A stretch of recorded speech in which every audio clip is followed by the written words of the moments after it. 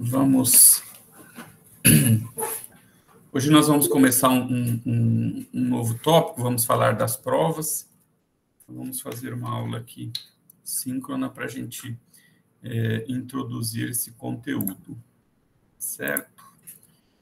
Deixa eu ajustar aqui.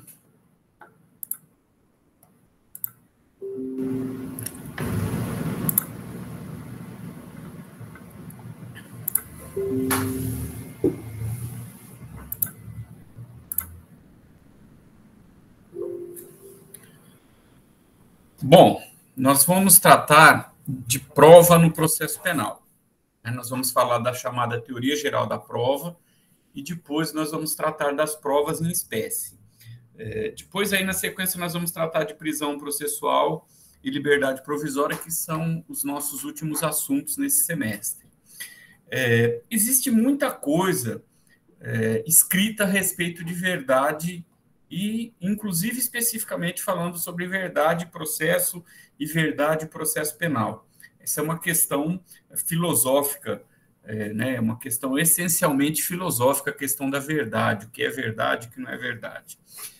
Eu já li muita coisa a respeito disso e acho que poucos textos conseguiram resumir tanto a questão da verdade quanto esse poema, que é do Carlos Drummond de Andrade, que eu vou apresentar aqui para vocês, antes da gente começar a tratar especificamente do tema. Então, vejam, esse poema foi escrito em 1984, ou pelo menos ele foi publicado em 1984, então, muito antes do mundo que nós vivemos hoje, com tecnologias que possibilitam manipulação de imagem, manipulação de som, até mesmo criação de imagens e de som envolvendo pessoas, fatos, ou seja, ele antecede essa ampla possibilidade que existe hoje da manipulação da interpretação das pessoas a respeito de fatos e muitas vezes de fatos que sequer aconteceram. Então vejam que riqueza que é esse poema. A verdade. A porta da verdade estava aberta, mas só deixava passar meia pessoa de cada vez. Assim, não era possível atingir toda a verdade. Porque a meia pessoa que entrava só trazia o perfil de meia verdade. E a sua segunda metade voltava igualmente com meios perfis. Os meios perfis não coincidiam. Verdade. Arrebentaram a porta, derrubaram a porta, chegaram ao lugar luminoso onde a verdade esplendia seus fogos. Era dividida em duas metades, diferentes uma da outra. Chegou-se a discutir qual a metade mais bela. Nenhuma das duas era totalmente bela, e carecia optar.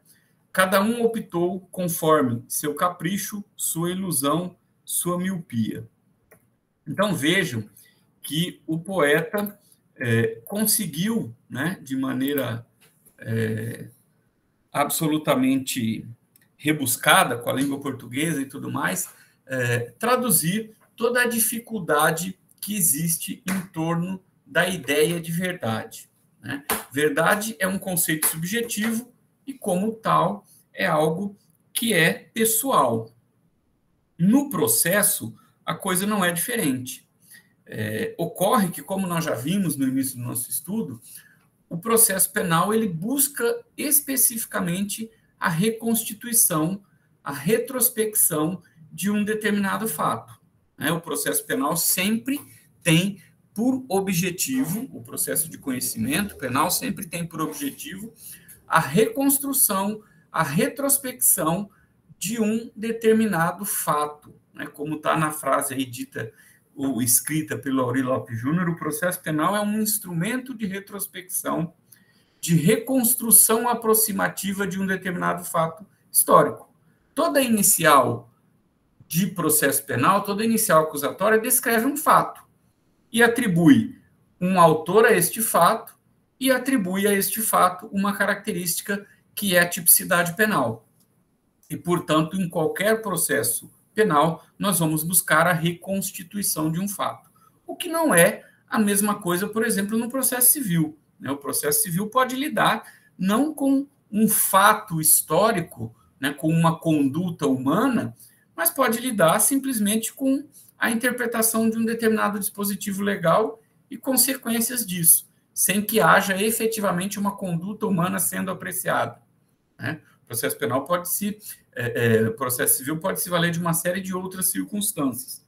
Pode se valer simplesmente da interpretação e aplicação da lei. No caso do processo penal, não. Nós sempre teremos a narração de um fato, a imputação de uma conduta, que pode ser uma conduta comissiva, como uma conduta omissiva, né? Mas depende especificamente de uma conduta, de um fato.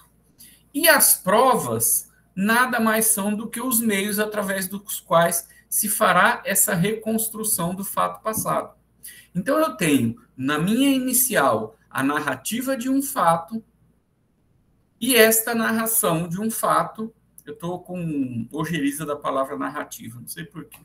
Mas, enfim, desta descrição do fato, nós vamos, a partir daí, desenvolver toda uma série de atos que tem por finalidade permitir ao acusador que se comprove que aquele fato ocorreu e como ele ocorreu, e que permita ao acusado efetivamente participar dessa reconstrução e, se for o caso, inclusive produzindo as suas próprias provas, né? Então, aquela famosa linha do tempo que eu sempre utilizo, ela nos coloca uma fase postulatória, na qual as partes apresentam as suas versões e as suas expectativas em relação ao fato que está tratado, e na sequência nós temos o momento da produção de provas, que é o momento em que as partes são chamadas a dizer, olha, ok, você, acusador, disse que aconteceu um determinado fato, agora chegou o momento de você comprovar que esse fato efetivamente aconteceu. Ao acusado, ou participar, ou intervir na produção de provas, ou produzir as suas próprias provas. Então, a teoria geral da prova, ela vai cuidar especificamente do cerne do processo penal, a comprovação ou a não comprovação do fato que se busca determinar como tendo ocorrido ou não no processo penal. Aqui é importante a gente relembrar, lá no início dos nossos estudos, quando a gente falou da teoria da ação no processo, que eu fiz a diferenciação para vocês entre a chamada teoria da relação processual e teoria da situação processual. A teoria da relação processual, atribuída ao Oscar Van Buylen, né, que é o que predomina, que coloca um equivalente entre a relação de direito material e a relação de direito processual, e a teoria da situação processual, atribuída a James Goldschmidt, que me parece mais adequada, mas que, sabe-se lá por que motivo, acabou não prevalecendo, que faz uma distinção fundamental entre a relação de direito material, por ser imutável, e a relação que ele, na verdade, chama de situação de direito processual, que ele considera variável de acordo com os acontecimentos que se dão no curso do procedimento. Então, relembrando, uma relação material, ela acontece num determinado momento e se torna imutável. Então, se um sujeito, de posse de uma arma, aponta esta arma para alguém e dispara, e o projétil dessa arma provoca uma lesão corporal que leva aquela pessoa à morte, isto é imutável. Não existe processo, não existe testemunho, não existe nada que possa alterar isso. A relação de direito material está constituída. No entanto, no processo, para eventualmente se atribuir a responsabilidade e uma pena para o sujeito que pegou a arma, que disparou contra um terceiro e que provocou a morte dele, nós temos uma série de desdobramentos que podem ou não levar a esta comprovação. Então, isso não vai mudar o fato. Se o sujeito for absolvido, a vítima não vai automaticamente se levantar do túmulo e voltar a viver, porque não ficou comprovado no processo que o fato aconteceu. Então, aí, o James Goldsmith observava um descolamento entre a relação de direito material e a situação de direito processual. Porque no processo, e aí especialmente no processo penal, o acusador chega dizendo, olha, aconteceu isso, e aconteceu de tal e qual forma. O réu, por ciúmes, por qualquer outro motivo torpe, fútil, ou até mesmo sem motivo, sacou a arma e disparou contra a vítima. E assim, agindo, praticou o crime de homicídio.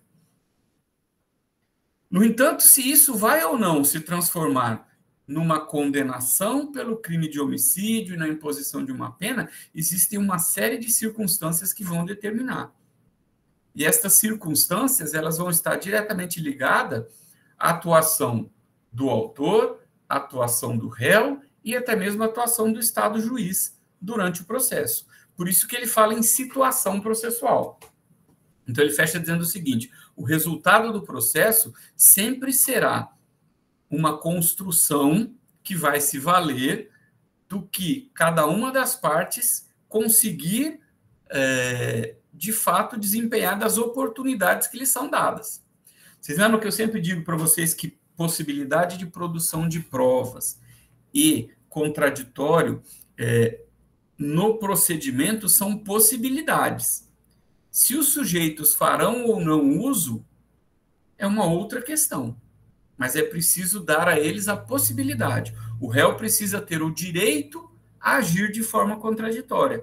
O réu precisa ter direito a produzir provas. O autor precisa ter direito a produzir provas, sob pena de não ser válida aquela relação. Se eles conseguirão produzir as provas, se através do exercício do contraditório o réu vai conseguir demonstrar que não tem responsabilidade, isso é outra história, né? Então, nós acabamos de estudar os procedimentos. O que nós dissemos a respeito da absolvição sumária? São hipóteses irrefutáveis. São hipóteses nas quais não adianta permitir ao autor produzir prova, porque não há possibilidade de alterar aquele quadro que ali se apresenta. Então, legítima defesa. Para propiciar a absolvição sumária, tem que haver uma comprovação acima de qualquer dúvida. Ao final do procedimento, quando se conferiu ao acusador toda a possibilidade de produção de provas, basta que haja dúvida a respeito disso, para que a legítima defesa seja causa de absolvição. Por quê? Porque a prova produzida não foi suficiente. Então, percebam que tudo isso está muito vinculado, né?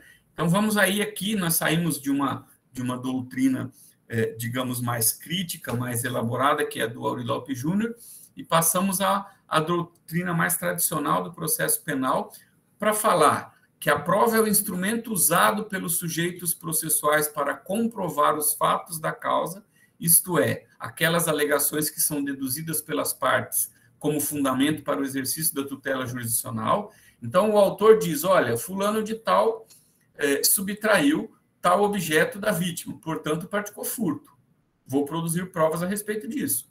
O réu vem e diz assim, não subtraí, eu ganhei esse objeto de presente de um conhecido. Vou produzir provas a respeito disso. Então, o autor quer o exercício da tutela jurisdicional via condenação por furto e o réu via absolvição pela comprovação da não prática da conduta de furto. Então, a prova é o instrumento que eles vão utilizar para buscar conformar aquelas alegações iniciais com a realidade do processo, com a sentença lá na frente. Essa é uma definição do Edilson Mogenot Bonfim. E meio de prova são todos os recursos, diretos ou indiretos, utilizados para alcançar a verdade dos fatos do processo. O Guilherme Nutt já acrescenta aqui uma pitadinha de subjetivismo, né? Recursos diretos e indiretos para alcançar a verdade dos fatos no processo. Esse tipo de alegação tem muito resquício da discussão a respeito de verdade no processo. Então, a gente iniciou lá vendo o poema do Carlos Drummond de Andrade, justamente para tratar disso. Vejam, a partir do momento Perdão, a partir do momento que o Ministério Público formou a chamada opinio delicti, se convenceu de que aquela investigação, de que aqueles elementos que chegaram até ele demonstram o cometimento de um crime. E propôs a denúncia, me parece que a questão da verdade fica relegada a segundo plano. Porque, vejo, se o acusador, seja ele o Ministério Público, seja o acusador particular, tem que se convencer da ocorrência do crime para apresentar a denúncia ou a queixa, evidentemente que, a partir do momento do recebimento da denúncia ou queixa, ele simplesmente vai se limitar a comprovar, a produzir elementos de prova a respeito daquele fato que ele entende que ocorreu, seja ou não verdadeiro aquele fato. E por que eu estou dizendo isso? Porque nenhum laudo de perícia, nenhum testemunho, nada é 100% verdadeiro a ponto de se usar a expressão verdade da forma como normalmente ocorre, né? Como sendo algo absolutamente irrefutável. A questão é que no processo você não precisa chegar a esta irrefutabilidade absoluta, né? A gente sabe que, na verdade, existe uma série de aproximações que fazem com que você chegue a determinada solução. Eu equipararia aqui com a questão do DNA, do exame de DNA. Nós nos acostumamos a ouvir que o DNA é uma prova científica 100%, que tem 100% de validade. Em regra, o DNA só tem 100% de validade para excluir. Então, você pode dizer que aquela determinada porção de DNA exclui com 100% de segurança se tratar do sujeito A ou B. Mas quando se trata de confirmação, nunca é 100%. Por quê? Porque o próprio processo de validação do exame de DNA ele é feito a partir de uma série de aproximações. Nunca de 100%. Ele só é 100%, ele só tem 100% de compatibilidade quando ele é excludente. Nunca quando ele é confirmatório. No processo, isso acontece mais ou menos da mesma forma. Você pode juntar lá uma série de indícios e acabar interpretando aquilo como uma prova de um acontecimento, de um fato, né? Então, a questão da verdade no processo é algo que cada vez mais perde substância na doutrina. Por quê? Porque quanto mais avança o entendimento a respeito de como as coisas são, na sua essência, relativas, né? Desde Einstein, com a chamada teoria da relatividade, menor a possibilidade de você estar jogando com essa ideia de verdade. De qualquer forma, toda doutrina mais tradicional vai mencionar estas três dimensões, digamos assim, da verdade no que diz respeito especificamente ao processo. Então, as duas primeiras vertentes, que de certa forma se contrapõem, verdade real e verdade formal. Até um determinado ponto da história, se explicava de maneira muito simplória que no processo penal sempre se busca verdade real e no processo civil se contenta com a verdade formal. Então, a ideia era mais ou menos o seguinte: a verdade real, ela permite, a busca da verdade real, permite que o juiz substitua a atividade da parte e tenha a iniciativa de produzir provas. E o contraponto é, no processo civil, normalmente o juiz não pode avançar na produção de provas, ele precisa se contentar com as provas que são levadas ao processo pelas partes, por isso que seria uma verdade formal. Esse conceito, ele foi quase que pacificamente aceito durante muito tempo. Lá nos anos 80 do século passado, na década de 1980, nós começamos a ter uma movimentação que inverte esta lógica. O processo penal passou a discutir, de fato, a validade desta noção de verdade real como sendo um permissivo para a atividade instrutória do juiz. Vejam que essa ainda é uma séria discussão no processo, até que ponto o juiz deve ter iniciativa instrutória no processo. Essa é a questão, por exemplo, do processo acusatório e tudo mais. E, do lado do processo civil, aquela corrente analítica do processo civil, que começou lá atrás, passou a defender que o juiz não pode simplesmente se conformar com aquilo que as partes levam ao processo, que ele precisa ter uma certa capacidade, ou melhor dizendo, uma certa autoridade para propor a produção de provas. Então, as coisas se inverteram de certa forma. Nós tivemos o Código Civil de 73, Código de Processo Civil de 1973, não fazia menção à produção de provas por iniciativa do juiz, e no começo dos anos 90, houve uma alteração, se eu não estiver enganado, o artigo 125 do finado Código de Processo Civil de 73, que passou a possibilitar ao juiz a produção de provas de ofício. E no processo penal, desde a Constituição Federal, se discute bastante, né, se o juiz deve ou não ter iniciativa probatória, se o juiz pode ou não determinar a prisão preventiva de ofício. Então, a gente tem uma disputa muito grande em relação a isso. E essa é uma disputa não só doutrinária, como é uma disputa política também.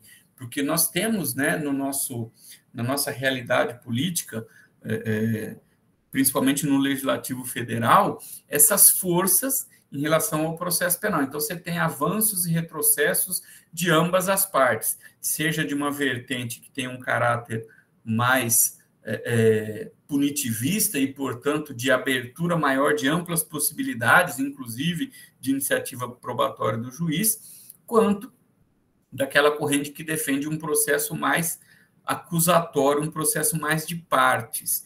Então, vejam, quando a gente fala de juiz produzindo prova, nós estamos essencialmente nos afastando daquela ideia de processo de partes, de processo em que tem duas forças atuando com um certo grau de liberdade para produzir as suas evidências, e um juiz que está alheio a essa atividade probatória e que vai simplesmente decidir.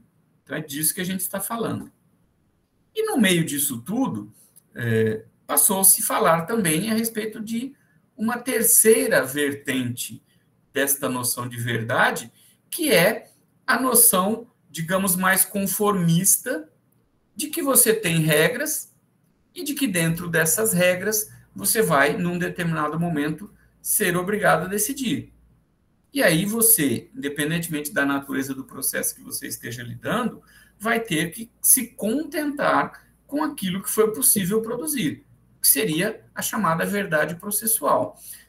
Vocês devem se lembrar que naquela linha do tempo do processo, eu fiz uma linha horizontal e uma linha também horizontal, mas que vai se aprofundando para demonstrar, para ilustrar que a partir do momento em que o procedimento se desenvolve, o grau de cognição que é realizado em cada fase processual, ele se torna mais profundo, até que num determinado momento se fala em cognição exauriente, ou seja, o juiz precisa decidir o mérito da questão. Por isso que vai se aprofundando aquela cognição, porque você vai chegar num determinado momento que você vai ter uma verdade, aspas, processual, e com esta verdade você vai ter que decidir. A verdade processual pode ser, por exemplo, que o acusador não conseguiu produzir nenhuma prova e, portanto, absolvição por falta de provas. É uma verdade real ou formal? Nem uma coisa nem outra. É a realidade de um procedimento orientado pelo devido processo legal.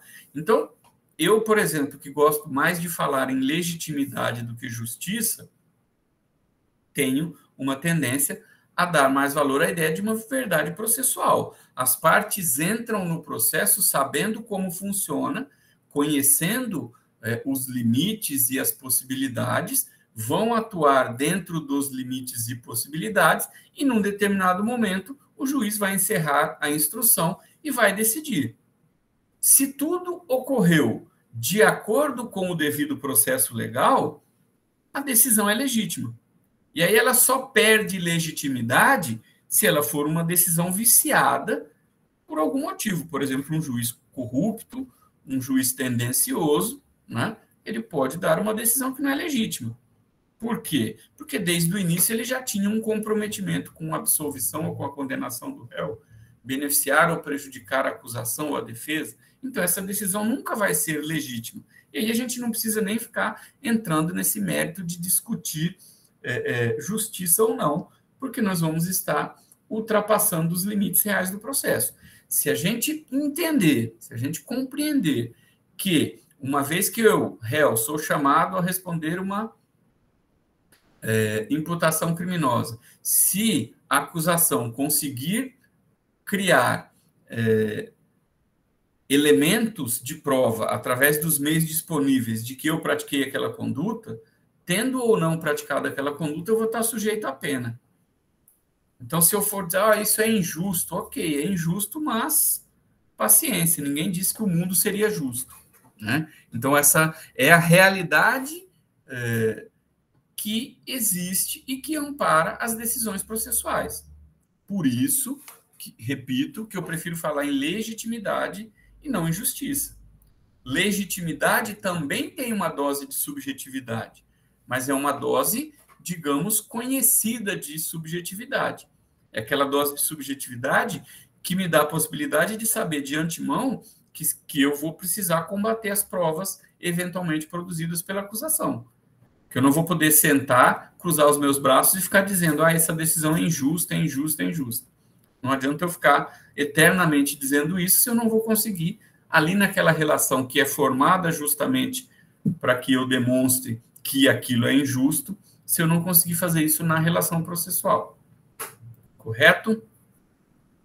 Partindo disso tudo, nós temos a sentença, e aqui sentença é o momento decisório, né? Então, a sentença vem após a instrução do processo, normalmente. Evidentemente que a decisão de absolvição sumária, ela também é uma sentença, mas aí nós já dissemos que é necessário haver a impossibilidade de afastar aquela conclusão do juiz, mas essa sentença, então, ela é muito mais um ato de convencimento, de crença, de fé do juiz, do que um ato de revelação da verdade, né? Então, veja, muitas vezes a pessoa diz assim, mas o fato aconteceu tanto que o sujeito foi condenado. Não, espera lá. O sujeito foi condenado porque o juiz se convenceu de que o fato aconteceu. Se o fato realmente aconteceu, é outra história, né? Então, sentença é ato de convencimento, de crença, de fé. Não muda um fato histórico passado tratado no processo. Então, como eu disse para vocês, lá no início, se aquele sujeito, de fato, sacou a arma, disparou contra a vítima e provocou a morte dela, e fez isso consciente do que estava fazendo, dolosamente, porque queria a morte do sujeito, não há absolvição que vai mudar esse fato. Se o sujeito não tomou essa atitude e isso foi construído no processo como se ele tivesse, de fato, atirado contra a vítima, e ele foi condenado, essa condenação não vai também mudar o fato em si. Então, dizer, o fato aconteceu tanto que o sujeito foi condenado, é uma bobagem, é uma afirmação que parte de uma premissa falsa, porque o processo nem sempre é decidido com base efetivamente naquilo que aconteceu.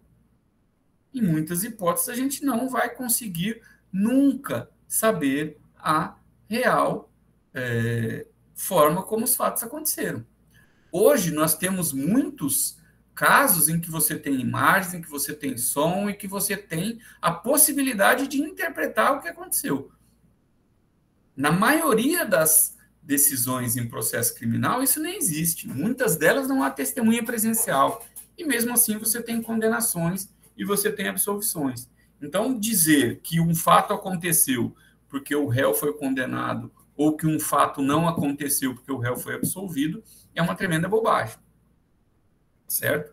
A sentença, ela demonstra um convencimento, uma crença, uma fé do juiz, e ainda assim, nós estamos partindo aqui do princípio de que o juiz, em regra, age legitimamente, ou seja, ele se convence com base naquilo que consta do processo, sem forçar a barra, seja para condenar, seja para absolver. E por quê? Porque se nós partimos do princípio de que o juiz é mal intencionado, de que o juiz A sempre tende a absolver e o juiz B sempre tende a condenar, aí não adianta nem a gente lidar com isso, porque a gente vai estar, né, tratando o próprio processo, a própria instituição como algo que não merece crédito.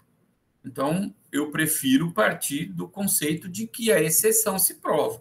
Então, se eu acho que o juiz é tendencioso, eu preciso demonstrar, via ações que ele tomou durante o processo, que ele foi, de fato, tendencioso. A regra é acreditar que ele decidiu de acordo com o seu convencimento, de acordo com a sua crença, não significando também necessariamente que isso é a melhor decisão. Então, vejam, por que eu não gosto de utilizar a expressão decisão justa? Porque, primeiro, justiça é algo extremamente subjetivo. Segundo, nós nunca vamos conseguir uma uniformidade de entendimento a respeito disso. Esse convencimento, essa crença, ele sempre vai ser, de alguma forma, enviesado, sempre vai ser, de alguma forma, tendencioso, porque essa é a natureza humana. Não é? Não adianta a gente imaginar que o sujeito, porque ele é juiz, ele vai se despir da sua alma humana e vai se transformar numa máquina que vai analisar aquilo de forma matemática.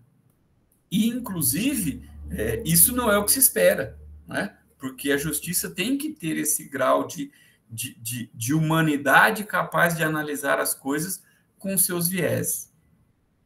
Então, a gente precisa definitivamente deixar de lado essa história de justiça, de verdade, como sendo algo alcançável por meio de uma atividade humana, que é um processo. Através do processo, o máximo que a gente pode conseguir é uma decisão legítima. Isso vai depender de uma série de coisas e, essencialmente, do procedimento que a gente acabou de estudar, né, e das provas que serão efetivamente produzidas naquele momento adequado ou aquelas provas que foram produzidas anteriormente e que serão aproveitadas.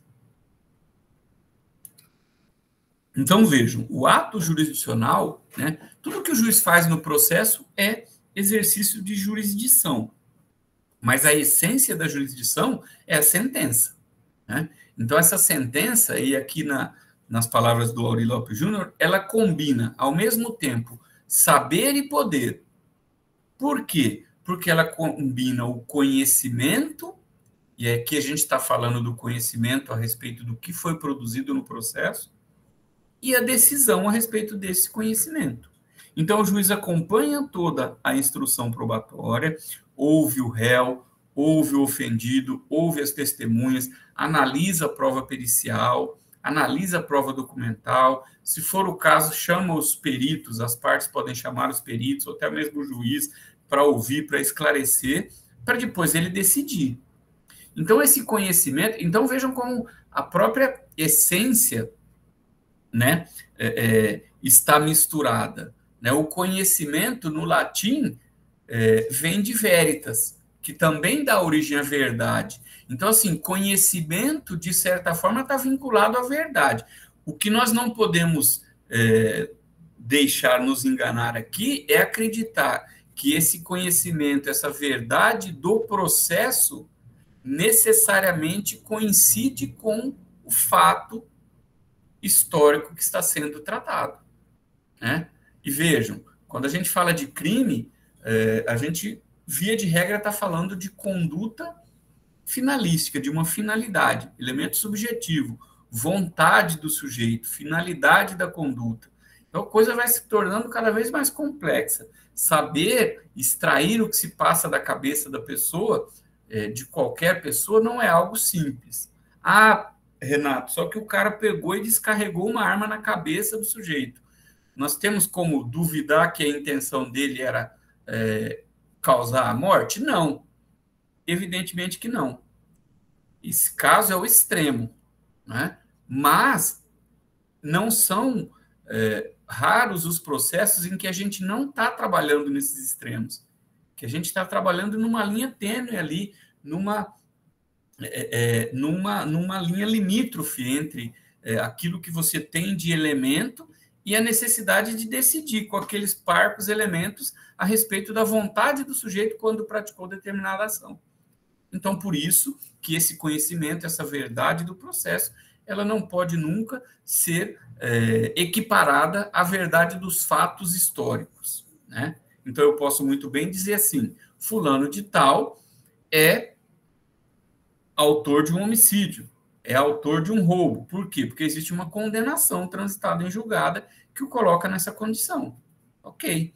Agora, dizer, sem sombra de dúvidas, que ele, de fato, é um homicida, que ele matou aquela pessoa, que ele praticou o roubo, é uma outra história, né? Nós temos, obviamente, processos em que isso é algo praticamente irrefutável, que a possibilidade de refutação fica aí em questões filosóficas abstratas, né? Como essa hipótese, por exemplo, do sujeito que foi visto, que foi filmado, disparando contra a vítima várias vezes em partes do corpo letais, com total domínio dessa circunstância, e nós temos aquelas hipóteses em que a coisa acontece de uma maneira muito mais sutil e ainda assim pode haver a condenação. Então, eu posso dizer que ele é um homicida porque a justiça decidiu que sim. Daí a eu dizer que aquele fato aconteceu daquela forma, existe uma distância muito grande. Então, o juiz, na sentença, constrói a sua história do delito. Por que a sua? Porque o autor tem uma, o réu tem a outra, as provas, testemunhas, perícia, documentos podem ter terceira, quarta, quinta, sexta hipótese, e o juiz, num determinado momento, o papel dele é eleger a história dele. Então, ele vai eleger significados que lhe parecem válidos, dando uma demonstração inequívoca de crença, de fé. O resultado nem sempre é, e não precisa ser, a verdade, mas sim o resultado do seu conhecimento. E onde é que o juiz constrói essa sua história do delito? Do significado que ele dá para cada um dos elementos de prova que lhe são apresentados, né? Então, vocês lembram? Eu já usei essa figura de imagem para vocês. As provas, elas vão formando um quebra-cabeça. Então, o juiz ouve a vítima, depois ele ouve uma testemunha, ele tem a perícia, ele tem a outra testemunha, ele tem a versão do réu, ele vai organizando todos esses significados que cada um dá àqueles fatos para ele construir a história dele, né? Então, repito para vocês, quando nós temos lá a imagem gravada do sujeito atirando contra a vítima, absolutamente sem condição de reagir, procurando atingir locais que ele sabe que são letais, a cabeça, o tórax, né? E você tem as testemunhas que dizem lá o motivo por que aquilo aconteceu. Você tem... Então, é muito fácil você montar o quebra-cabeça. Em outros casos, não é tão simples assim. Você pega um pedacinho aqui, um pedacinho ali, e você vai elegendo aquilo que lhe parece mais significativo. E mais, em muitos casos, você tem elementos em sentido contrário. Então, você tem testemunhas que dizem que o fato aconteceu de uma forma, testemunhas que dizem que o fato aconteceu de outra forma. Você tem perícias inconclusivas, você tem imagens, áudios que não são também conclusivos. Você tem diferentes versões na história de cada um dos acusados, que muitas vezes não bate nem sequer com a versão colocada pela vítima, né? Às vezes a narrativa da inicial sequer bate efetivamente com a descrição da vítima. Então, quer dizer, muitas vezes essa formação desse quebra-cabeça não é algo tão simples, não é algo tão fácil de se fazer. Então, não se trata efetivamente de descobrir a verdade, se trata de, com legitimidade, demonstrar o convencimento. Né? Então, o juiz vai dizer, olha, a testemunha A não me convenceu, já a testemunha B me convenceu, por isso, por isso e por isso. Daí o sentido da fundamentação da decisão. A proposta, não sei se vocês viram, que recentemente foram lançados 2 filmes que tratam das versões apresentadas pela Suzanne von Richthofen e pelo Daniel Cravinhos a respeito do crime, né, no qual foram vitimados os pais da Suzanne. Esse é um fato que acho que todo mundo conhece, né, mesmo os mais novos que talvez nem tivessem nascido ou estavam nascendo, eram crianças quando o fato aconteceu, salvo engano foi em 2002, mas é um fato muito falado, porque é uma história escabrosa, né, e os réus estão aí, vez ou outra tem algum evento relacionado ao cumprimento da pena, me parece que a Suzane está cumprindo pena em regime semiaberto, o Daniel, que é o namorado, em regime aberto, e o irmão, se eu não estiver enganado, voltou para o fechado, porque saiu para o regime aberto, livramento condicional, e cometeu alguma infração lá que o que fez retornar, acho que é o único que ainda está preso. Mas, enfim, são 2 filmes que retratam as versões que ambos apresentaram no julgamento em plenário, no júri. E são versões antagônicas, acabam resultando no fato em si, né? Não há uma negativa do homicídio, mas um tenta responsabilizar o outro, trazendo ali uma série de coisas que vai desde o início do namoro deles, que acho que durou algo em torno de 3 anos, até o fato em si. E assistindo as 2 versões, parece muito claro que é muito pouco provável que uma delas seja completamente verdadeira, né? Porque as 2 são, de certa forma, absurdas, mas esse absurdo vem do quê? Da nossa, no caso, da minha forma de pensar o mundo, né? Da minha forma de achar que é sempre absurdo alguém, ou por iniciativa própria ou influenciado pelo namorado, achar que vai resolver os seus problemas matando os próprios pais de maneira tão vil, tão violenta. Então, na minha visão, nenhuma das 2 versões pode ser verdadeira, né? Mas eu nunca vou me convencer absolutamente a respeito de uma ou outra situação. Foi o Daniel que influenciou a Suzane ou foi a Suzane que influenciou o Daniel? Ou os 2 são 2 malucos que se encontraram ao acaso, uma dessas coisas do destino, e ali nenhum influenciou o outro. É uma construção com igualdade, digamos assim, de participação. Isso parece absolutamente impossível. Agora, não me parece que haja dúvida de que eles são os responsáveis pela morte.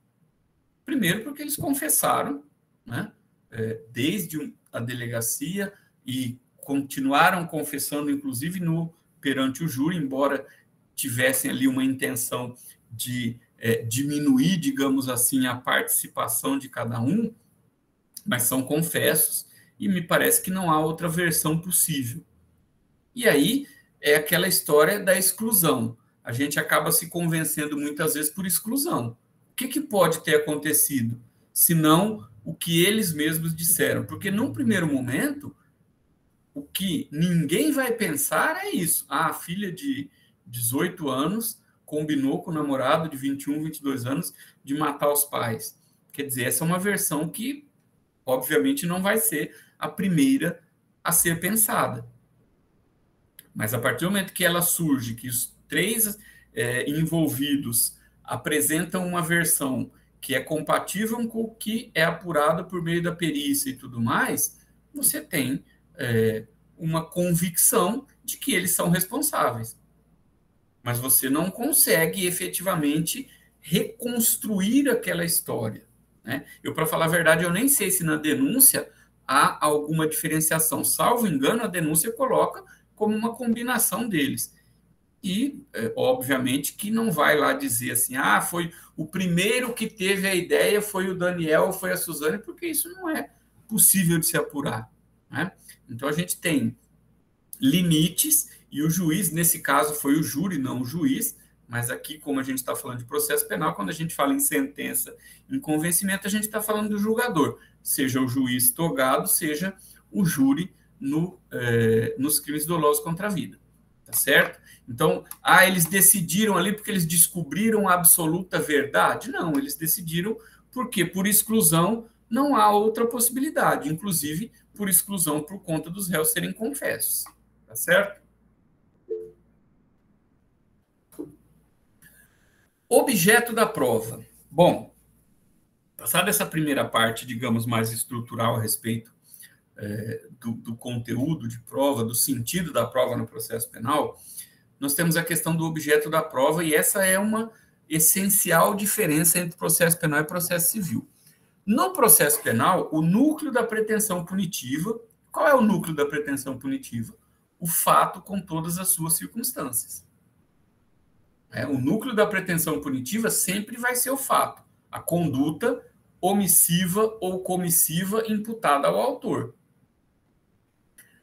A pretensão de liberdade do réu, e vejam, essa pretensão de liberdade do réu, ela não precisa sequer ser manifesta, porque quando o réu é confesso, nós não podemos intuir que ele, ainda que confesso, tenha a pretensão de se manter no estado de liberdade. E aqui, quando se fala em pretensão de liberdade, nós estamos falando do estado de inocência, né? A pretensão da manutenção da liberdade é o que contraria a condenação transitada em julgado. A partir do momento que você é condenado e ao trânsito em julgado, você é culpado e você perde a liberdade. Então, a pretensão de liberdade nada mais é do que a manutenção do status libertatis, né?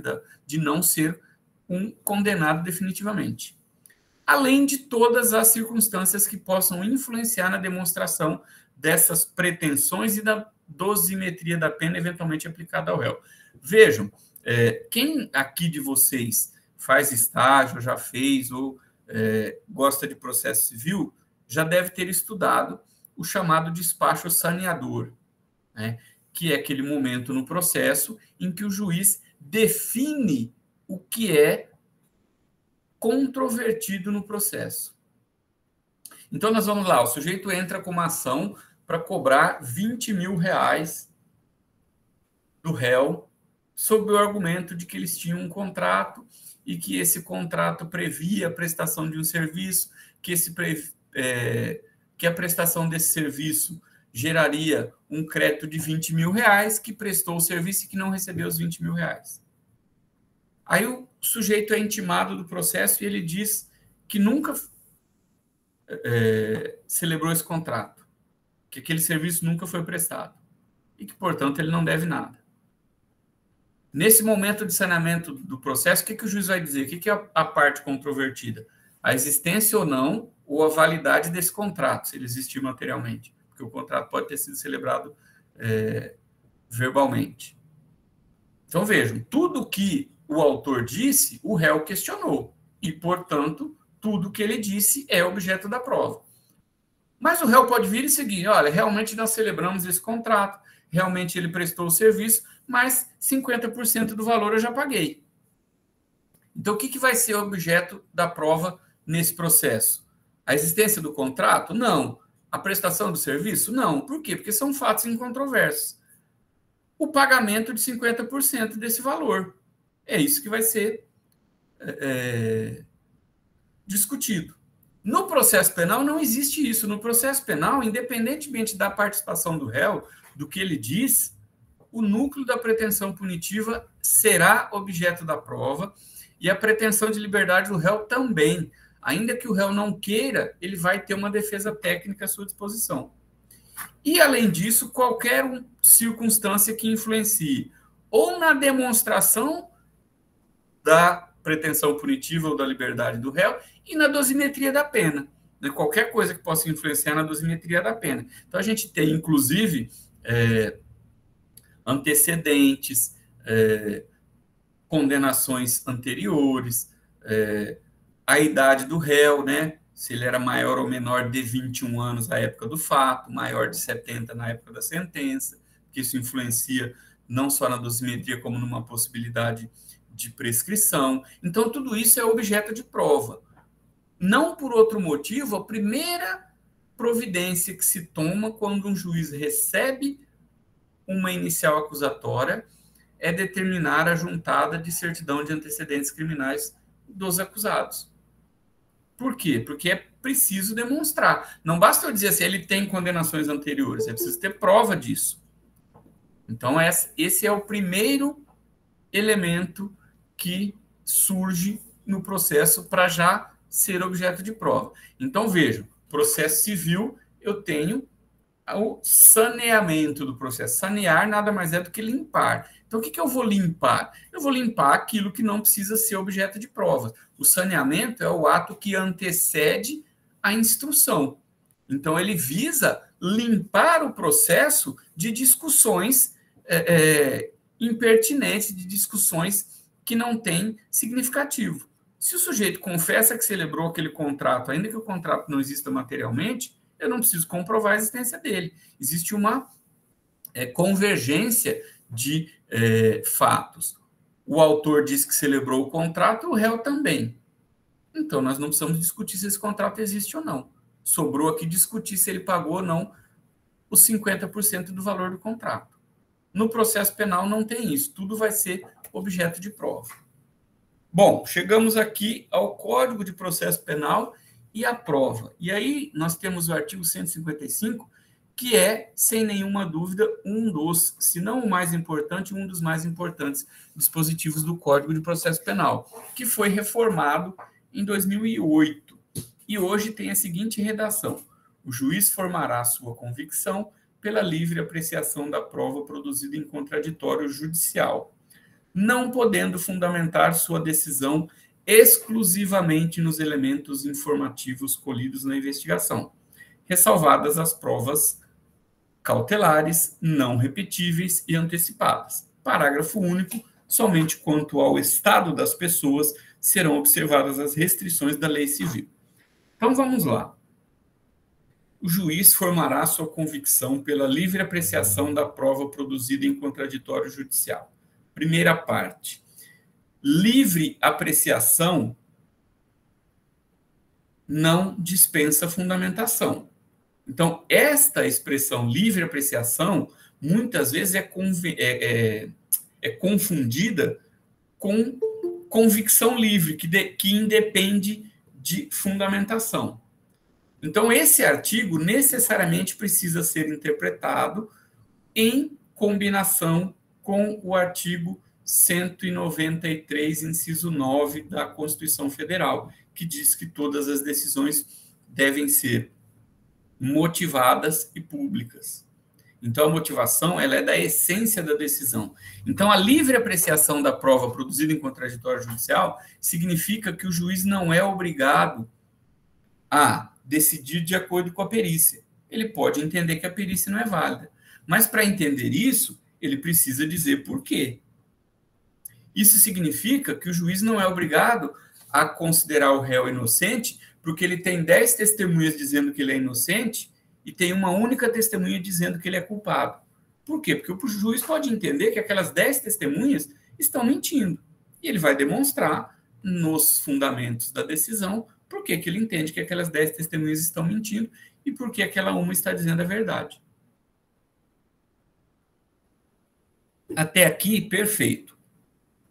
A segunda parte é onde surge toda a discussão. O projeto de 2001, que foi aprovado em 2008, não continha esta palavra exclusivamente. Então, o texto do projeto era: não podendo fundamentar sua decisão nos elementos informativos colhidos na investigação.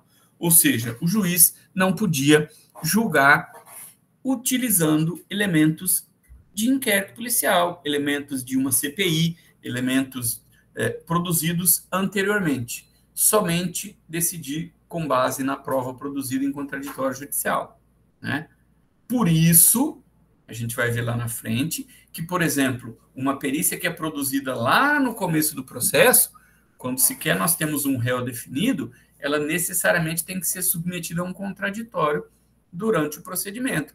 Nós falamos disso quando tratamos de procedimento, né? Do chamado contraditório diferido ou postergado. Ele só pode ser usado pelo juiz como prova produzida em contraditório se ele for efetivamente submetido ao contraditório. Esta palavra exclusivamente foi incluída no texto para permitir que o juiz, no momento de sentenciar, faça apreciação de elementos da fase investigativa, ou seja, elementos produzidos longe do abrigo do contraditório da ampla defesa. Os críticos dizem, isso faz com que o juiz muitas vezes se convença com base no inquérito e depois faça todo um jogo de palavras para dizer que aquilo lá foi usado não de forma exclusiva. Tá certo? Um processo essencialmente acusatório não pode permitir que elementos produzidos fora do contraditório sejam usados como razão de decisão. Então, esse é um dos pontos cruciais a serem definidos no processo penal brasileiro. Ou nós assumimos que temos um processo inquisitivo, ou nós, temos um processo acusatório e eliminamos todos os requisitos de inquisitivismo. Porque, vejam, o inquérito policial ele é inquisitivo por natureza, porque ele é conduzido para chegar a uma opinião delicti. Dali em diante, nós vamos ter o processo. Então, essa palavra causa uma séria discussão a respeito da natureza do nosso processo penal.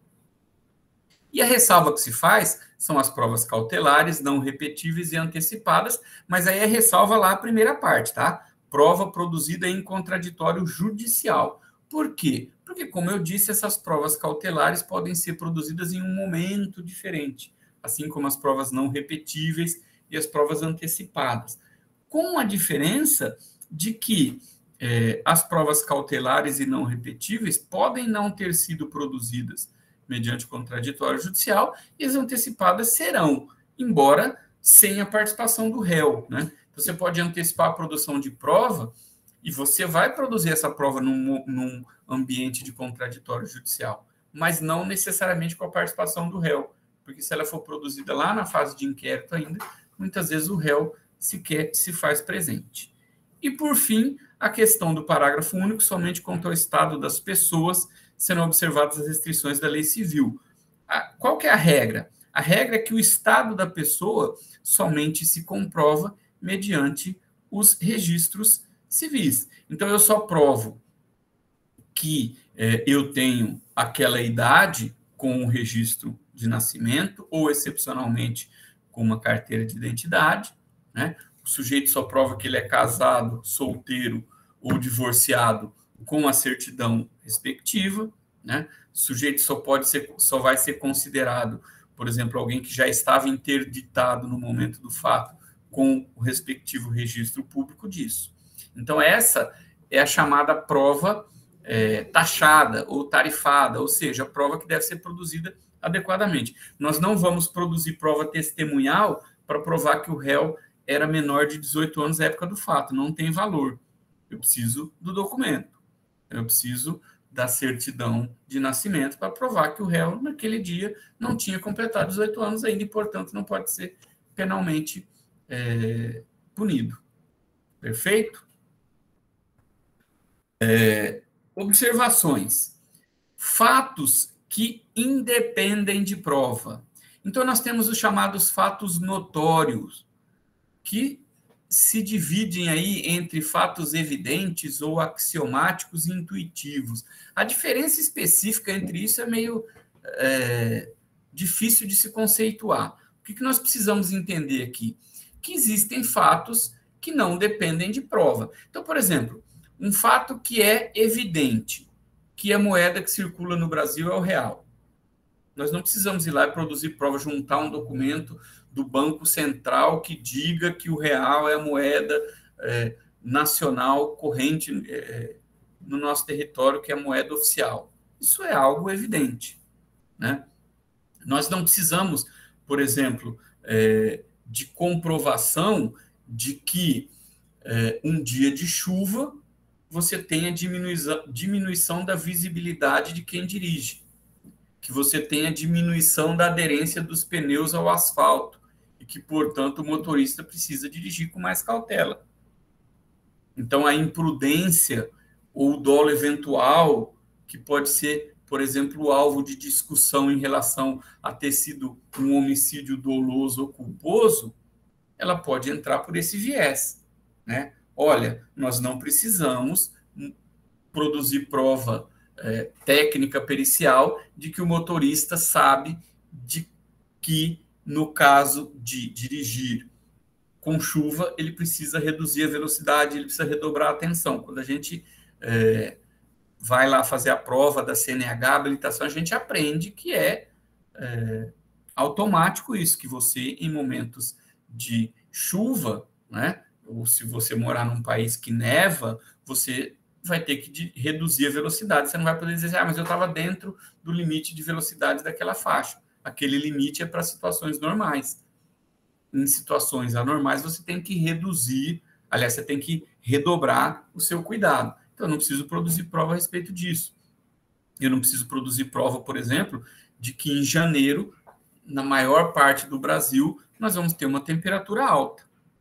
Agora, se por uma dessas alterações climáticas aí que a gente está percebendo, nós tivermos aqui no Mato Grosso do Sul um dia 20 de janeiro com 10 graus negativos e acontecer alguma coisa e essa temperatura for importante para a solução daquilo, tivesse passado 2 anos ou 3 anos e esse fenômeno não voltar a acontecer, a gente vai ter que discutir isso, vai ter que demonstrar lá, isso aconteceu no verão, entre aspas, de 2021, quando em Três Lagoas fez menos 10 graus em pleno mês de janeiro. Porque isso não é um fato intuitivo, não é? O intuitivo é o contrário, a gente acreditar que no dia 20 de janeiro vai estar fazendo 40 graus em Três Lagoas. Tá certo? Então, essas são as questões que independem. Por exemplo, eu não preciso de comprovar que o sujeito sabia que a vítima estava morta quando a cabeça está separada do corpo. Porque todo mundo sabe que uma cabeça separada do corpo provoca a morte. Então, essas circunstâncias independem de prova. Então, como no processo penal todo o núcleo da pretensão punitiva depende de prova, é preciso ressalvar essas situações. E nós temos as presunções, que se dividem em absolutas, ou iure et de iure, ou relativas, iure instantem. As chamadas absolutas são aquelas que não admitem prova em contrário. Então, vejam, o legislador elegeu a idade de 18 anos como maioridade penal. Então, não adianta eu, acusador, acusar alguém de 17 anos e dizer assim na minha petição, eu vou provar durante o feito que, embora menor de 18 anos, o fulano de tal tinha plena condição intelectual, mental, de entender o caráter ilícito do fato e que, portanto, ele poderá ser julgado com maior de idade. Por quê? Porque, para nós aqui, essa é uma presunção absoluta. Existem países que trabalham com essa possibilidade de você comprovar, ainda que o sujeito, sendo menor de uma determinada idade, que passa a se presumir a responsabilidade penal, que ele mesmo menor do que aquela idade pode ser tratado como adulto, desde que se faça uma série de análises, desde que seja apurado aquilo. Nós não temos isso no nosso ordenamento, portanto, não podemos trabalhar com isso. Outra coisa, nós não podemos querer, pretender, comprovar que a embriaguez voluntária ou culposa retira absolutamente a responsabilidade do sujeito. Por quê? Porque a lei diz que a embriaguez voluntária ou culposa não exime a responsabilidade penal. Embriaguez voluntária, né? Quando o sujeito põe lá no stories do Instagram, sextou, vou encher a cara hoje, ou quando ele simplesmente fala, vou tomar só um chopinho, mas aí aquele chopinho se transforma num segundo e num terceiro, e quando ele vê, ele está completamente embriagado. Então, por que a lei diz isso? Porque se a lei não dissesse isso, o sujeito podia usar esse artifício. Eu vou me embriagar para cometer o delito, e aí a embriaguez vai me salvar. A embriaguez involuntária, né, aquela embriaguez que o sujeito, naqueles exemplos típicos de manual que nunca ninguém viu acontecer, como o sujeito, por exemplo, que cai dentro de um tonel de pinga, né, e acaba embriagado, ela tem outras consequências. Mas essas são presunções absolutas. Não admitem prova em contrário. Embora, tá, é justo que se diga que existem situações em que a embriaguez é vista como causa de exclusão do dolo. Por exemplo, crime de desacato, que a gente nem sabe mais se existe, porque o STJ, né, decidiu recentemente que o desacato não se coaduna com um ambiente democrático, mas é injúria, difamação. Muitas vezes a pessoa utiliza a embriaguez não para dizer que não praticou a conduta e que não é responsável, mas para excluir o dolo específico, né? Que é a vontade de injuriar, a vontade de caluniar e assim sucessivamente. E nós temos as presunções relativas que admitem prova em contrário, e aqui como é o caso da imputabilidade. Então, vejam, menor de 18 anos é inimputável, presunção absoluta. Não vou discutir. Não cabe discussão. Menor de 18 anos, ato infracional, punição de acordo com o ECA. Aliás, não é nem punição, né? Medida socioeducativa. Maior de 18 anos, se presume imputável. Mas é uma presunção relativa. Eu posso dizer, opa, o réu é inimputável. Porque, embora não pareça, ele não tem capacidade de entendimento do ilícito. E aí, admite-se prova em contrário, se propõe a produção dessa prova, um exame de sanidade mental, e se apura se ele é ou não imputável. Ele pode, inclusive, ser semi-imputável e receber ali alguns benefícios, caso tenha tenha praticado, um delito. Benefício não, mas uma atenuação da punibilidade pela semi-imputabilidade. Então, vejam, as presunções e os fatos notórios dispensam discussão, né? Eu não preciso discutir lá no processo que quando chove molha o asfalto, que ao molhar o asfalto o chão fica menos aderente aos pneus do carro, que, portanto, o sujeito tem que redobrar os cuidados. Eu não preciso discutir no processo que a visibilidade à noite é diminuída em função da escuridão, né? Eu não vou discutir no processo que o sujeito maior de idade é imputável. Agora, eu posso discutir as presunções relativas. Então, eu posso discutir a inimputabilidade, eventual inimputabilidade. Aí eu vou ter que justificar isso, requerer apreciação e produzir prova, via de regra, mediante exame de corpo, exame de sanidade mental, certo? O que não pode ser provado, ou melhor, que tipo de prova não se admite no nosso ordenamento? Simplesmente a prova ilícita. Então, quando a gente aprende a fazer, quando a gente começa a fazer petições, né, a gente aprende lá aquele famoso protesto por produção de todas as provas admissíveis em direito. Quais são as provas admissíveis em direito? Todas, com exceção das provas ilícitas. Então, o que exclui a possibilidade de prova no nosso ordenamento jurídico é a inadmissibilidade da prova ilícita, que está na Constituição Federal e que foi colocada no Código de Processo Penal em 2008. E, em 2008, o que o legislador fez foi reproduzir do Código de Processo Penal o entendimento que prevalecia e continua prevalecendo no Supremo Tribunal Federal. que é a inadmissibilidade da prova ilícita, com exceção da prova ilícita pro réu, quando ela é a única prova disponível, né? Então, por questão de proporcionalidade, razoabilidade, e alguns até falam em dignidade da pessoa humana, o réu pode utilizar uma prova, ainda que ilícita, quando aquela é a única forma de provar a sua inocência. Qual que é o sentido disso? O sentido é que é preferível a ilicitude da prova, nesse caso, à condenação de um inocente. Então, esses valores que são colocados em jogo, aqui, os valores são prova da inocência e ilicitude da prova. Então, a prova da inocência aqui supera a ilicitude da prova. Por que, então, qualquer prova ilícita não é admissível? Porque os valores em jogo são outros. Aqui, os valores são a possibilidade de você produzir prova de forma ilícita, ofendendo ao ordenamento jurídico, e a garantia do ordenamento jurídico. Então, a regra é que a prova é inadmissível porque ela ofende a uma regra de direito, né?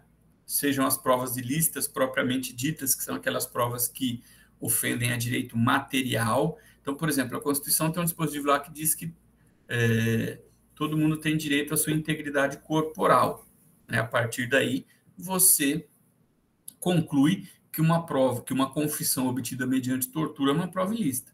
E você tem as provas ilegítimas, que são aquelas provas que são produzidas com ofensa ao procedimento, ao direito processual em si.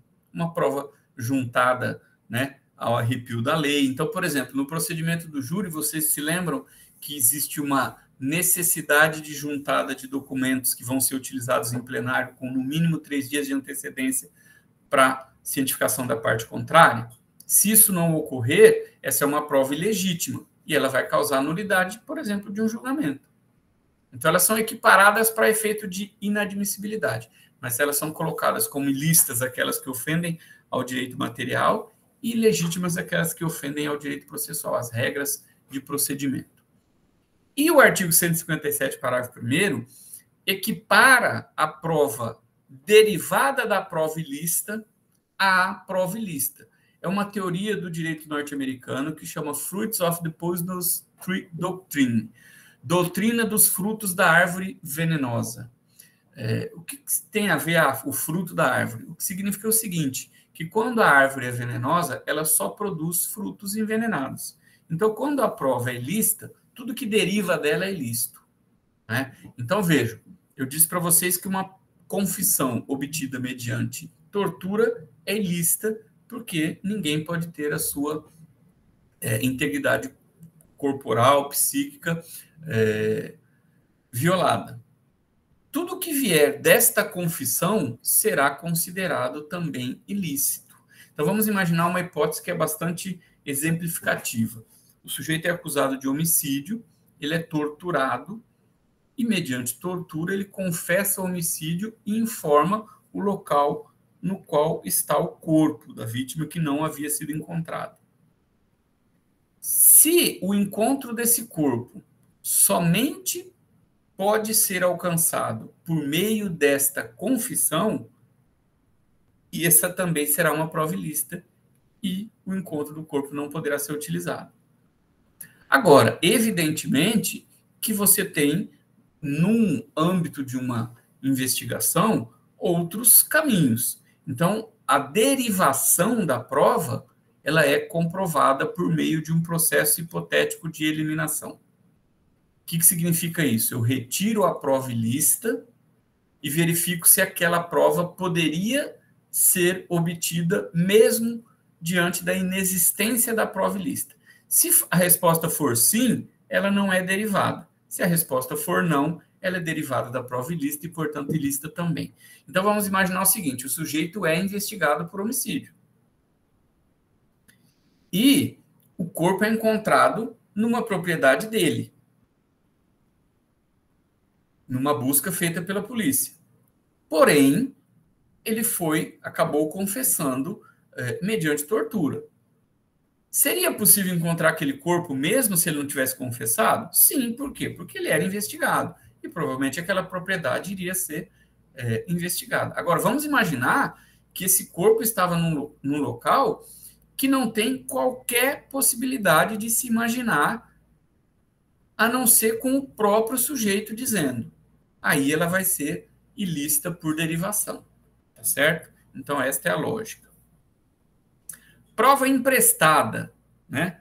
A prova emprestada é possível no processo penal? Ela é possível, mas a prova emprestada tem um inconveniente da questão do contraditório, né? Então, admite-se a utilização de prova produzida em outro processo, desde que obedecidos os requisitos para sua produção, ou seja, o devido processo legal. Assim, indispensável que a prova tenha sido produzida em processo que envolva as mesmas partes sob pena de violação do direito ao contraditório. Então, é muito comum se falar de prova emprestada, por exemplo, oitiva de uma testemunha a respeito de um determinado fato. Ela foi ouvida num outro processo. Mas para você poder aproveitar ela no processo aqui, você precisaria ter o réu também naquele processo. Porque senão você vai estar impedindo que ele intervenha na oitiva dessa testemunha.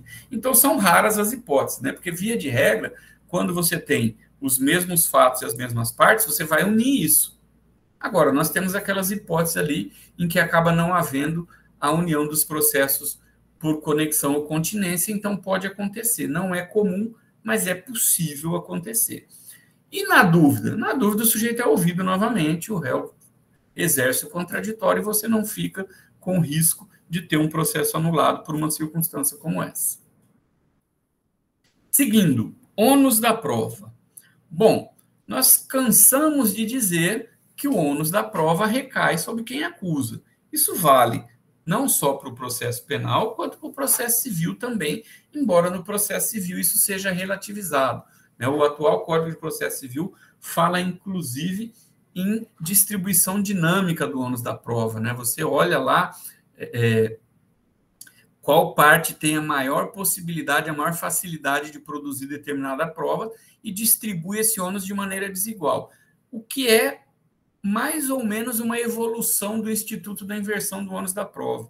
Nós temos aí, por conta da vulnerabilidade de alguns grupos de pessoas, a gente tem no processo, no direito brasileiro, basicamente, a gente tem a inversão do ônus no direito do trabalho, porque a parte, via de regra, o empregado é considerado hipossuficiente, e no direito do consumidor. Por quê? É difícil você litigar contra determinadas pessoas, contra determinadas empresas e produzir determinados tipos de prova. Por exemplo, você vai litigar lá contra a Apple porque o seu iPhone tem um defeito. Imagina a dificuldade de você produzir uma prova técnica a esse respeito. Você vai litigar contra a Azul porque o seu voo foi cancelado e você ficou lá no aeroporto sem conseguir chegar no seu destino. Como que você vai comprovar que era possível para a Azul manter o voo anteriormente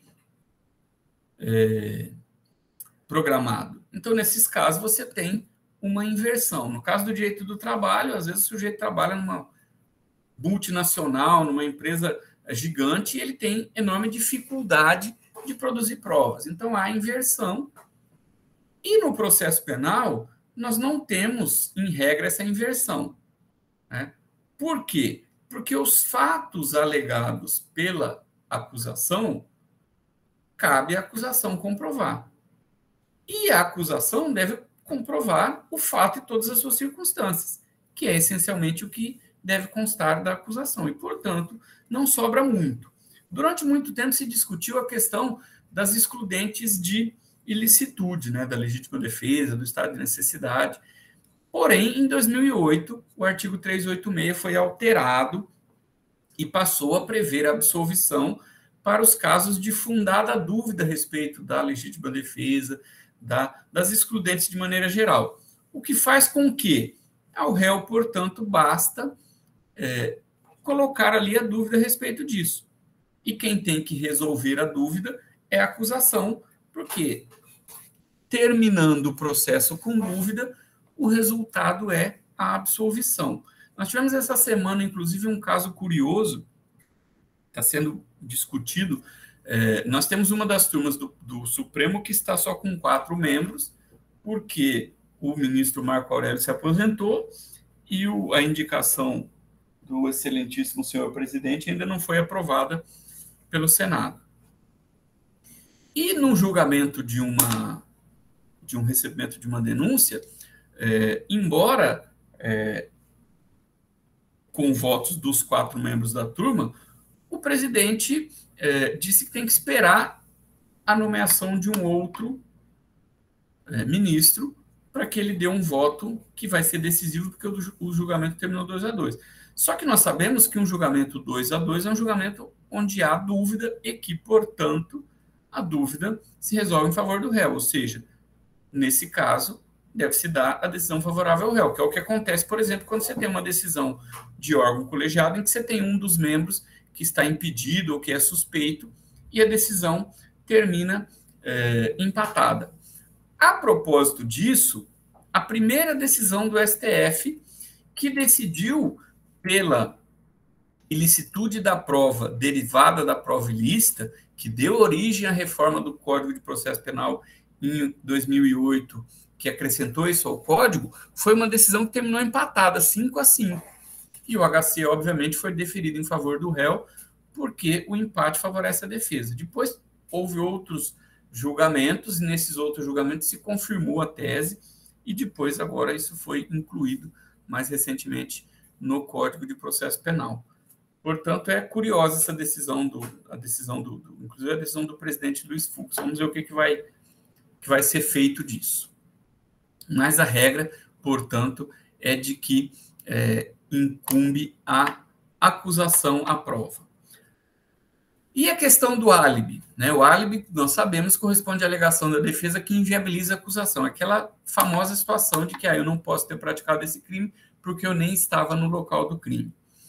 Ok, é muito comum que se diga que a prova do álibi incumbe a defesa. Por quê? Porque seria mais viável a defesa comprovar onde ele estava, né? Porque, veja, a acusação não consegue. A prova negativa, ela é impossível, né, de se realizar. Eu não consigo, muitas vezes, realizar uma prova negativa. Mas a prova positiva, sim. Então, vejam, para o acusador comprovar que o réu praticou a conduta, que é a obrigação dele, ele tem que comprovar que o réu estava no local dos fatos. Então, sob esse viés, né, também é responsabilidade da acusação. No entanto, se há uma prova produzida pela acusação de que o réu praticou a conduta e ele alega que estava em outro local, aí sim é ele que vai ter que desfazer essa prova da acusação. O álibi, ele não equivale à dúvida quanto à excludente de licitude, ou seja, o acusador vai ter que produzir prova de materialidade e de autoria, ponto final. Agora, se o sujeito afirma que ele não estava no local, que não era possível, aí ele vai ter que produzir a prova de que, de fato, ele não estava naquele local. Tá certo? O ônus da prova no Código de Processo Penal está expressamente previsto no artigo 156, que diz o seguinte: a prova da alegação incumbirá a quem a fizer, sendo, porém, facultado o juiz de ofício.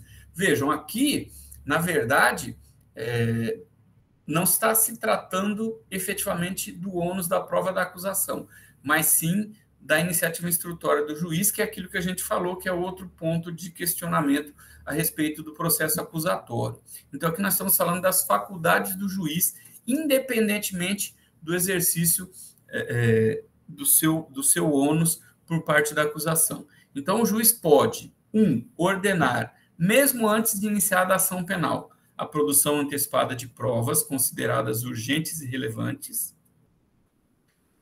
observando a necessidade, a adequação e a proporcionalidade da medida. Vejam, aqui é um tanto quanto difícil de imaginar, porque qual seria a hipótese do juiz determinar de ofício?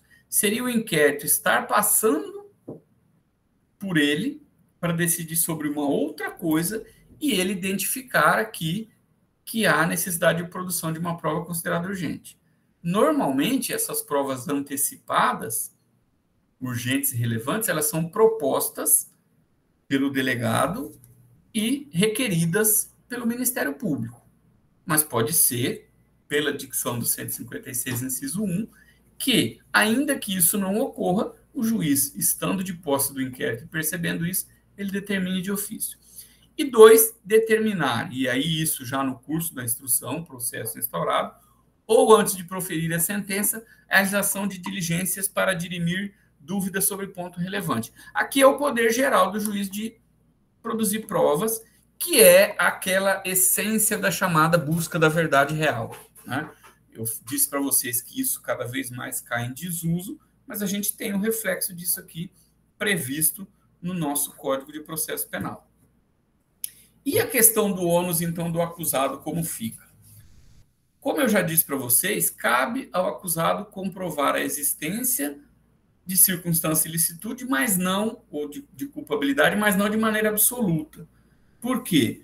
Porque a dúvida se resolve em favor do réu conforme está no 386. Mas, mais uma vez, eu digo, isso não implica em mitigação do ônus da prova do acusador. Então, é muito estranho, pelo menos eu vejo como estranho, a doutrina afirmar que cabe ao acusador comprovar o fato e todas as suas circunstâncias e dizer que cabe ao réu comprovar, ainda que de maneira não absoluta, a existência de circunstância excludente de ilicitude. Então, vamos pegar um exemplo clássico aqui, que é o mais palpável, que é da legítima defesa. Eu sou vítima de uma agressão, me defendo dessa agressão, e ao me defender dessa agressão, acabo tirando a vida de uma pessoa. Essa é a hipótese típica de legítima defesa que resulta em morte. Sou acusado disso. Então, o que cabe à acusação comprovar? Que eu tirei a vida daquela pessoa, com todas as circunstâncias, né? Então, vejam, se eu fiz isso porque estava sendo vitimado por uma agressão, em tese não compete a mim comprovar isso. Porém, evidentemente, se a acusação ignora isso e simplesmente começa da parte em que eu começo a agredir a pessoa, levando ela à morte, eu preciso levar até o processo essa discussão. Então, em regra, isso não altera em nada o ônus da prova do acusado, do acusador. O que nós temos aqui, na verdade, é o direito à ampla defesa e ao contraditório. É interferir na produção da prova, né? É dizer, olha, peraí, tá certo, eu pratiquei todos esses atos, mas só que isso não aconteceu do nada. Antes disso, tem a parte em que eu sou ameaçado, que eu sou agredido e que eu faço isso para me desvencilhar da agressão. Tá certo? Então, isso tudo se resolve à base da ampla defesa e do contraditório. Em relação ao momento de produção da prova, que também é algo fundamental. Isso a gente viu já porque nós tratamos do procedimento. Então, nós vimos que existe uma fase específica de produção de provas, que é aquela fase posterior à resposta à acusação, na qual o juiz verifica se é ou não o caso de absolvição sumária, e não sendo o caso de absolvição sumária, ele determina a realização das provas. Então, após a resposta do réu à acusação, esse é um momento essencial, mas sempre deixando claro que nós temos a possibilidade daquelas provas antecipadas, não repetíveis ou cautelares, né? E nós temos também a possibilidade de realização de diligências após o momento legalmente previsto, que é quando surge no curso da instrução situações que dependam de esclarecimento posterior. Tá certo? Estamos quase terminando, pessoal, essa primeira apresentação. Sistemas de apreciação de prova. A doutrina bate muito também nisso, por quê? Porque isso evidencia não só a questão da evolução, como a própria noção de que o sistema democrático de justiça é um sistema diferente. Então, o primeiro sistema que normalmente é colocado é o sistema ordálico-religioso. E aqui, quando eu falo primeiro, eu não estou falando em data, tá? Porque existe muita discussão a respeito, por exemplo, do surgimento do sistema acusatório, que teria acontecido ainda na antiguidade e tudo mais. O chamado sistema ordálico religioso é aquele sistema em que não tem um julgador humano, há apenas uma constatação do resultado final, que, de certa forma, também pode ser comparado ao sistema da prova legal tarifada, que também não é a pessoa do juiz decidindo, é aquela questão da hierarquia, do peso da prova. Então, o sistema das ordalhas, a gente já falou sobre isso, era aquela história de você colocar o sujeito sobre uma provação, e caso essa provação, que normalmente era uma coisa física, que acabava conduzindo à morte, né? Caso ele sobrevivesse àquela prova, ele seria absolvido. A questão da prova legal tarifada é a hierarquia da prova que tem os seus resquícios no direito romano, onde, por exemplo, você media a verdade dos fatos através do número de testemunhas. Então, por exemplo, se o sujeito tem uma testemunha e o outro tem duas, 2 sempre é melhor que 1. Então, esse peso da prova é algo também refutado hoje, porque hoje se defende o valor da prova e não o peso em sentido de quantidade, mas em termos de qualidade, né? Aqui também nós temos essa situação do juiz só analisar, porque se eu preciso ter mais testemunhas do que o meu oponente, não é o juiz que decide, né? É a quantidade de testemunhas que eu levo para isso. Então, o exame de corpo de delito para os crimes que deixam vestígios é uma prova tarifada. Por quê? Porque o artigo 167, né, se eu não estiver enganado, do Código de Processo Penal, diz que todos os crimes que deixam vestígios dependem de exame de corpo de delito para comprovação da materialidade. Então, se eu não tenho exame de corpo de delito, eu posso substituir ele por um exame indireto, mas se eu não consigo fazer sequer o exame indireto, eu não tenho materialidade. Então, nesse caso, o juiz não pode substituir a prova e, portanto, é uma prova legal ou tarifada. Outro exemplo que é colocado como prova legal é aquele parágrafo único do 155 que nós vimos agora há pouco, que diz que o estado das pessoas somente se comprova mediante o respectivo registro. Por que legal ou tarifada? Porque a lei diz que só se prova mediante aquela forma. Então, dá pouca liberdade para o juiz. O sistema da íntima convicção ou da prova livre, que não pode ser confundido com a livre apreciação da prova, que está lá no 155, é o sistema de julgamento do tribunal do júri, que o jurado decide livremente e não é obrigado a motivar. E por que não é obrigado a motivar? No caso do jurado, porque ele não tem conhecimento técnico. E o sistema do júri existe justamente por isso, para uma coletividade de pessoas da sociedade decidirem de forma íntima, sem demonstrar o seu convencimento. Inclusive, no caso do júri, você não abre todas as cédulas, até para que não haja, né, a verificação ali de quem, de que se todas as pessoas votaram num sentido ou no outro. Ou seja, além de íntima convicção, nós temos o sigilo das votações. E nós temos a persuasão racional, que é o livre convencimento motivado, que é o método comum, que está lá no 155, que eu repito aqui para vocês, livre apreciação da prova produzida em contraditório judicial, mas sempre com necessidade de fundamentação. Então, a persuasão, por que ela é racional? Porque ela precisa ser demonstrada, né? Então, o juiz ele não fica preso a nenhuma prova, mas ele precisa dizer por que a prova A e não a prova B, por que a prova B e não a prova C, e assim sucessivamente. E com isso, ele permite as partes discutirem o fundamento da decisão. Então, quando o juiz diz que a minha testemunha não merece crédito, ele me permite discutir num recurso por que a minha testemunha merece crédito. Quando ele diz que o depoimento do réu é mentiroso, ele permite ao réu discutir por que o interrogatório dele, o depoimento dele não é mentiroso, tá certo? Então, esse é o princípio que está lá, é o sistema, perdão, que está lá no artigo 155. Então, se alguém perguntar para vocês quais são os sistemas de apreciação de provas do direito processual penal brasileiro, não corram e digam, é o sistema da persuasão racional e o sistema da íntima convicção, no caso do júri, tá certo? Pessoal, nós vamos ficar por aqui, porque esses princípios eu não quero fracionar, não. Então, amanhã a gente já termina e já também inicia a parte de provas em espécie, que é iniciada pela prova pericial. Tá certo? Dúvidas? Deixa eu ver se tem alguma coisa aqui no chat. O Elton perguntou aqui se essa é uma exceção. Essa qual? Seria o que? O uso da prova ilícita para benefício do réu? Tá aí, Wellington.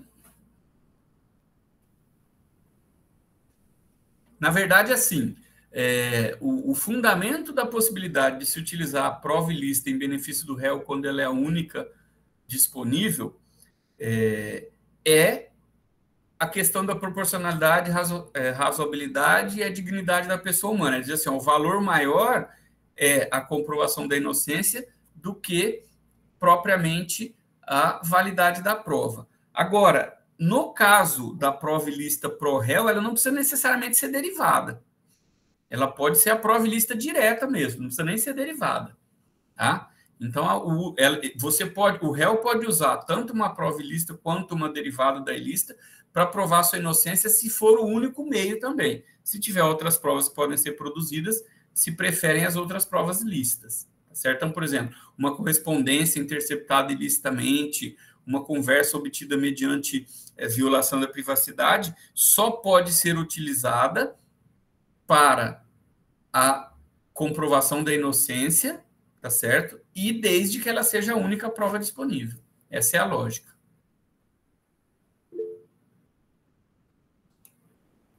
Pode falar, Léo. Aconteceu isso daí no caso da Suzane, né, professor, que o senhor tinha citado. Eu não lembro qual emissora de TV que fez isso, mas não foi para inocentar ela no caso, né? Eles gravaram a conversa dela com o advogado, porque eles já tinham o ponto para a entrevista que ele ia dar, e aí gravou a voz do advogado e a voz dela na conversa. Foi uma reportagem que foi feita com ela quando ela, acho que foi para o semiaberto, não foi isso? Sim. Então, isso é ilícito, né? E aí me parece que tem alguma coisa a ver com uma história de que ela estava querendo conseguir um passaporte alemão, né? E estavam. Eu não sei certinho, mas era alguma coisa. Eu me lembro dessa história, mas houve sim. Seria ilícito. Então, vamos dizer assim, que ela estivesse cometendo um crime ali, essa prova seria ilícita, não poderia ser usada contra ela. Porque é uma captação de uma conversa sem o consentimento, o consentimento da pessoa, né?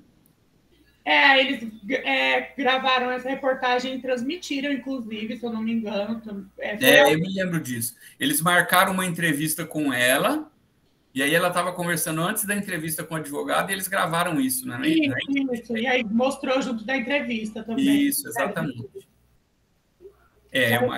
Se isso for usado como prova, é uma prova ilícita. Aliás, essas provas ilícitas, elas são depois desentranhadas do processo, tá? Se elas forem consideradas ilícitas, elas são desentranhadas do processo, porque a prova ilícita não pode influenciar no julgamento. Há quem diga, inclusive, isso está no pacote anticrime, com aquela que está suspenso lá, que o juiz que tiver contato com a prova ilícita, ele fica impedido de julgar o caso. Aí não basta tirar a prova ilícita, o próprio juiz teria que ser trocado para colocar um juiz que não teve contato com a prova. Porque mesmo ela sendo retirada, ela pode, de alguma forma, influenciar, ainda que de forma involuntária, inconsciente, o juiz na decisão dele. Então, essa é a lógica. Entendi, professor. Obrigado. Nada. Fala, Elton. Professor, não tem muito a ver, mas o senhor, aí no desenvolver da aula, falou em moeda, né? E aconteceu um fato comigo esse fim de semana, e eu cheguei aqui, dei uma olhada, e digo, vou tirar uma dúvida com o professor. O professor foi para o Termas, e eu nunca tinha ido lá, né? E eu não sabia que você tem que pegar o cartão ou usar os seus cartões de crédito. Eu levei dinheiro em espécie. Eu fui comprar lá e ele não aceitou o dinheiro em espécie, né? Eu falei, mas você não pode recusar a moeda nacional dentro do país. Se está desobedecendo, aí eu fui ver, né? Só tem uma previsão no Decreto-Lei 3688, o artigo 43, e no Código do Consumidor também, lá, inciso 9 do 39, também vai falar. Tem algo mais específico que fala sobre essa questão? Porque é desobedecendo uma lei federal, né, professor?